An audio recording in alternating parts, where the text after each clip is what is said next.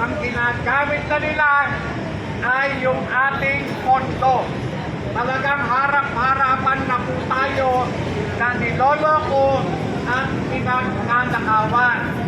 Ang malungkot nito, meron tayong mga kasunduluhan, meron tayong mga kapulisan, patuloy na nagagamit, patuloy na nagpapagamit.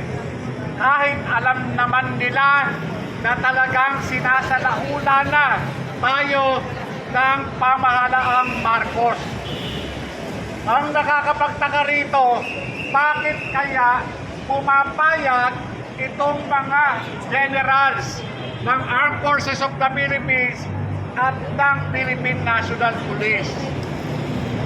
Nasaan na yung inyong pinanumpaan? Nasaan na ang inyong mandato? Hindi ba pare-pareho lamang tayong pumasok sa gobyerno? Pare-pareho lamang tayong humawak ng mga tungkulin. Pero bakit nagkaganon? Bakit nagkaganon? Anong konstitusyon na ang inyong pinagtatanggol? Anong mandato ng konstitusyon ang nagsasabi sa inyo na protektahan ninyo itong mga durobo sa ating gobyerno? Dahil ba takot kayong mawalan ng intelihensya? Hindi pa ba kayo napupusog sa intelihensya ng buwete? Sa intelihensya ng putahan? Sa intelihensya ng droga? Pati pa naman intelihensya ng mga takot na nakaupo dyan sa Malacanang? Pati yan ba tinatarahan nyo na? Saan ka ba naman nakakita? Politiko, mga senador, mga kongresista, nagbibigay ng tara sa mga pulis, sa mga sundalo. Bakit? Dahil sa takot nila na matanggal sa pwesto. Takot ang mga nasa Malacanang na magkaroon ng kumita. Kaya ang resulta, ang pinaniniwala ng taong bayan, itong mga nasa Malacanang ay nagpapayag dito sa mga general daan sa Aguinaldo at sa Krame para hindi magkaroon ng kudeta. Napakasakit na katotohanan. Diba? Kayo na dapat nagpuprotekta sa sambayan ng Pilipino, kayo pa ang kinakakakitaan ng karuwagan. Nasaan ang mga bayag ninyo? Nasaan? Nasaan ang mga tapang ninyo? Wala. Diba? Kayo na mga inaasahan ng maliliit sa lipunan, nasaan kayo ngayon? Puro pangako kayo. Puro pangakong napako. Wala na. Hindi nyo na maipagpalit yung mga intelihensyang ipinagkakaloob sa inyo ng gobyernong ito. Saan ka ba naman nakakita? Gobyerno nagbibigay ng intelihensya. Ibig sabihin, itong gobyernong ito ay gumagalaw, kumikilos sa iligal na pamamaraan. Takot kayo makudita, kaya nagpapayad kayo doon sa may kakayahang pagkukudita. Diba? Hindi na makakilos. Hindi na makakilos ang kasundaluhan. Hindi na makakilos ang kapulisan. Saan ka ba naman nakakita? Itong EDSA's right. Isang pribadong lugar kung saan binabantayan ng pambansang pulisya ng Pilipinas. Itong EDSA's right, ito ay pribado. Hindi po yan pag-aari ng gobyerno.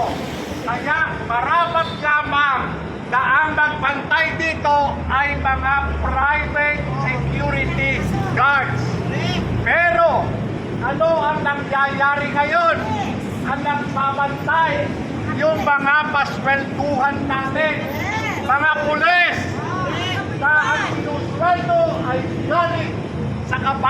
bayan.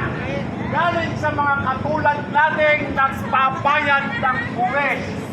Tignan ninyo, sa takot ng tao yan, sa simbahan na yan, takot ata na maghahasa.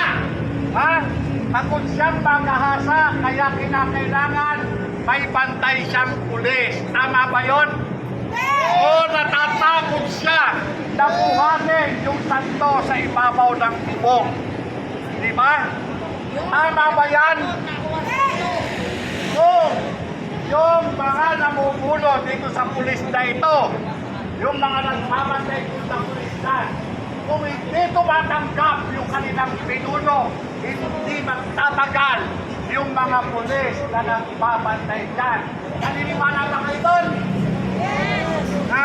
Kung walang tinatanggap yung mga pinuno, yung mga pulis na nagbabantay dyan, hindi magtatagal ang mga yan.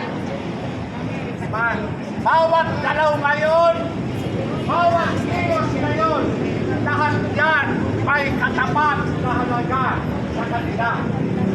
Kaya ngayon pa lang, mga kapatid, mga kababayan, kung titignan ninyo, alam naman natin kung sino yung mga nagpapahirap sa atin. Unang-una, itong mga politiko na ito. Patuloy silang nagnanakaw ng salapi ng taong bayan. Pangunahing nakikinabang sa mga nakaw nila ay ang kanilang pamilya. Tama ba? May tanong ako sa inyo. Tama ba?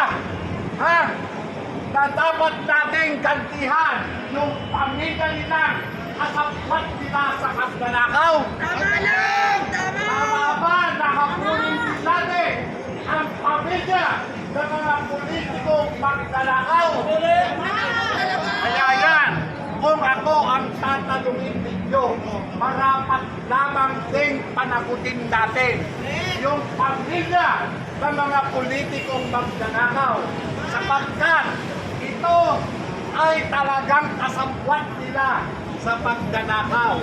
Kaya marapat lamang na maging ganti ng mga ordinaryong Pilipino, pinain natin yung mga pamilya nitong mga politikong magnanakaw. Uparan natin ang maskara yung mga yan. Diba? Namumulini sila sa pera ng taong bayan. Kung sila ayaw nilang magnanakaw, ang kanilang pamilya, ang mga kasulukuyang politiko, sila mismo ang magbabawal yan. Kasabihin nila, tatay, nanay, huwag kang magnakaw. Pero, dahil nga gusto nila yung ginagawa ng kanilang mahal sa buhay na politiko, ay sila pa mismo ang unang kumukonsinte sa mga ito.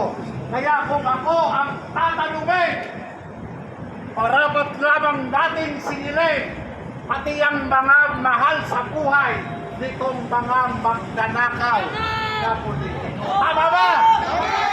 Mali doon! Naku, sobra-sobrang tama! Kaya yan, para matuldukan.